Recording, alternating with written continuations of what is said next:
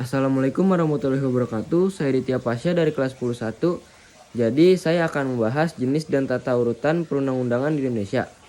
Indonesia sebagai negara hukum negara yang berlandaskan pada hukum, maka Indonesia tidak bisa dilepaskan peraturan perundang-undangan.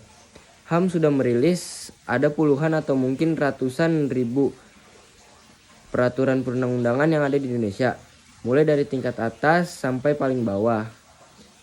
Hierarki mempunyai istilah yaitu peraturan perundang-undangan atau tata urutan peraturan perundang-undangan. Tata urutan peraturan perundang-undangan ini mempunyai dasar atau landasan teori yaitu piramida hukum atau 5 hukum. Teori ini diperkenalkan oleh Hans Kelsen, dalam bahasa asing disebut Stephen Bolt. Teori ini mempunyai beberapa pengertian. Yang pertama adalah bahwa peraturan hukum itu tersusun seperti piramida. Simpelnya tersusun dari atas sampai ke bawah. Yang tertinggi biasa disebut krunom atau norma dasar. Atau norma dasar. Krunom tersebut di setiap negara sifatnya tunggal. Hanya satu yang biasa dikenal dengan hukum dasar atau konstitusi. Di setiap negara sudah pasti mempunyai konstitusi, meskipun di beberapa negara bentuk konstitusinya yang tidak tertulis, sementara di Indonesia konstitusinya tertulis, yang kita kenal dengan Undang-Undang Negara Republik Indonesia 1945. Di bawah hukum tertinggi adalah cedera norm, kemudian di bawahnya dinamakan special norm. Krunom diterjemahkan oleh general norm atau norma dasar diterjemahkan oleh peraturan. Di bawahnya yang disebut dengan norma umum. Kemudian norma umum diterjemahkan lagi lebih teknis lagi, biasanya dalam bentuk peraturan-peraturan yang melaksanakan norma di atasnya yang disebut dengan norma khusus. Ada beberapa konsekuensi dari Stephen Bolt Theory ini adalah: yang pertama, peraturan yang lebih rendah tidak boleh bertentangan dengan yang lebih tinggi. Yang kedua, peraturan yang lebih rendah merupakan peraturan pelaksanaan dari peraturan yang lebih tinggi. Yang ketiga, peraturan yang lebih rendah jumlahnya lebih banyak dari peraturan yang lebih tinggi. Dapat disimpulkan tersusun seperti piramida. Dulu sebelum adanya TAP MPR nomor 20 Romawi tahun 1966, peraturan perundang-undangan di Indonesia belum tersusun. Artinya adanya aturan yang mengenai hierarki, sehingga kemudian oleh TAP MPRS nomor 20 tahun 1966 kemudian diterbitkan pasca reformasi setelah pergantian politik. Tentu adanya pergantian politik hukum pada tahun 2000, tepatnya kita mempunyai TAP MPR nomor 3 Romawi tahun 2000. Kemudian hierarki atau tata urutan peraturan perundang-undangan ini akhirnya tidak lagi dibentuk berdasarkan TAP MPR, melainkan diatur berdasarkan Undang-Undang Nomor 10 Tahun 2004 tentang pembentukan peraturan perundang-undangan. Undang-undang ini berlaku sekitar 6-7 tahun, yang kemudian diubah dengan Undang-Undang Nomor 12 Tahun 2011 dengan nama yang sama tentang pembentukan peraturan perundang-undangan, yang kemudian pada tahun 2019 yang lalu dilakukan perubahan sebagian melalui Undang-Undang Nomor 15 tahun 2019. Jika berkaitan dengan konstitusi kita semua, peraturan ini tidak membedakan, semua mengawali dengan Undang-Undang 1945 sebagai norma dasar. Yang berubah ini adalah kita temukan TAP MPR. TAP MPR ini tidak ada dalam Undang-Undang Nomor 10 Tahun 2004. Sebabnya ini berkaitan dengan politik hukum waktu itu pada tahun 1999 sampai 2002. Kita berada pada masa MPR ini sedang bersidak untuk melakukan amandemen Undang-Undang Dasar.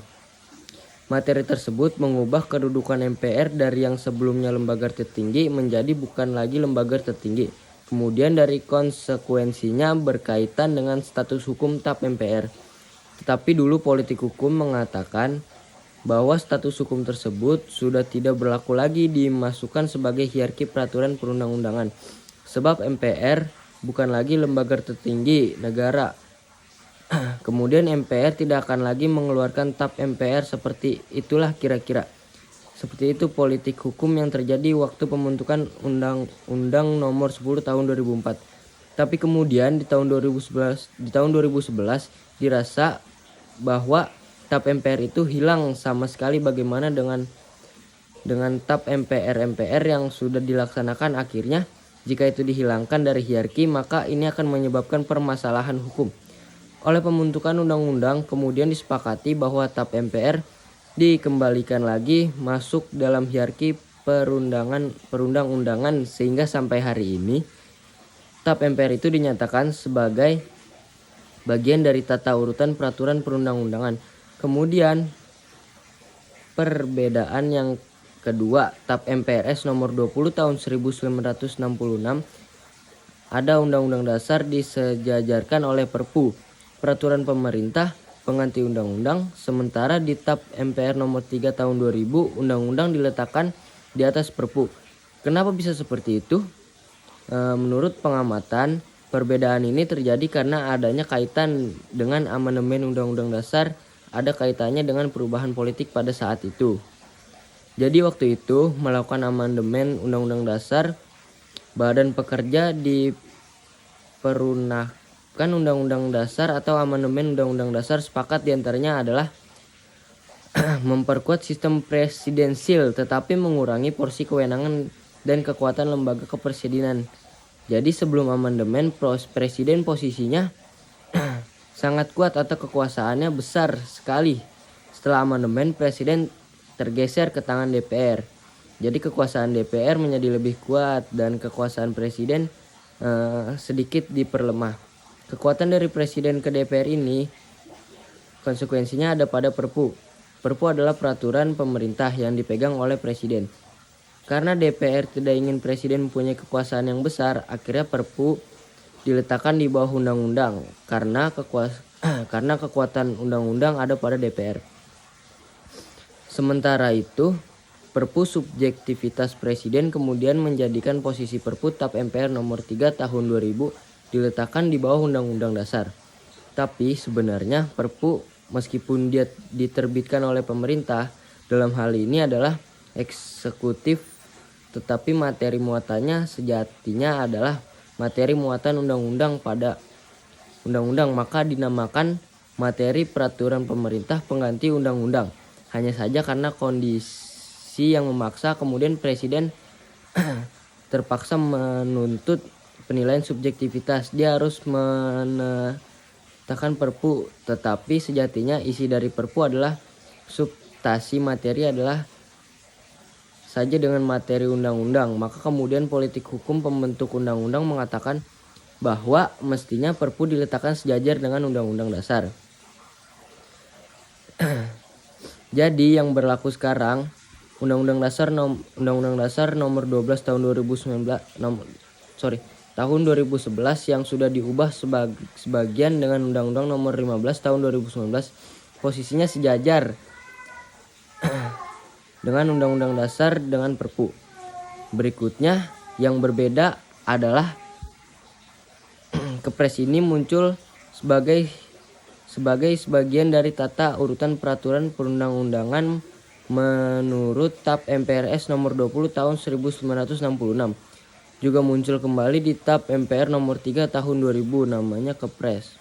Tetapi di Undang-Undang Dasar nomor 10 tahun 2004 tidak ada lagi Kepres, yang ada adalah Perpres atau peraturan presiden. Begitu pula di Undang-Undang nomor 12 tahun 2011.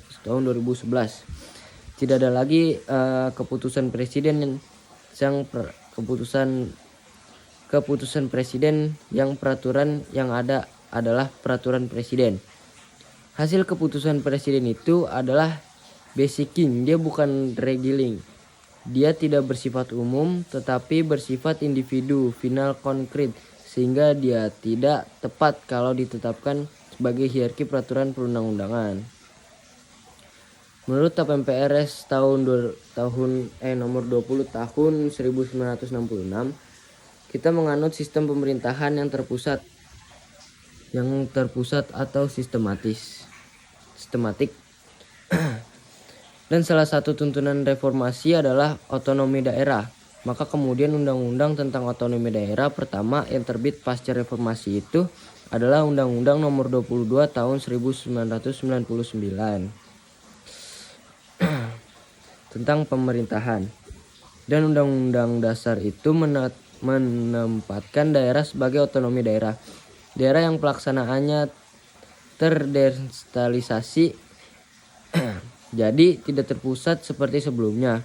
Sementara dalam pelaksanaan desentralisasi butuh peraturan-peraturan hukum yang bentuk peraturan hukumnya itu dilakukan oleh lembaga perwakilan daerah bersama dengan eksekutifnya dan bentuknya adalah perda.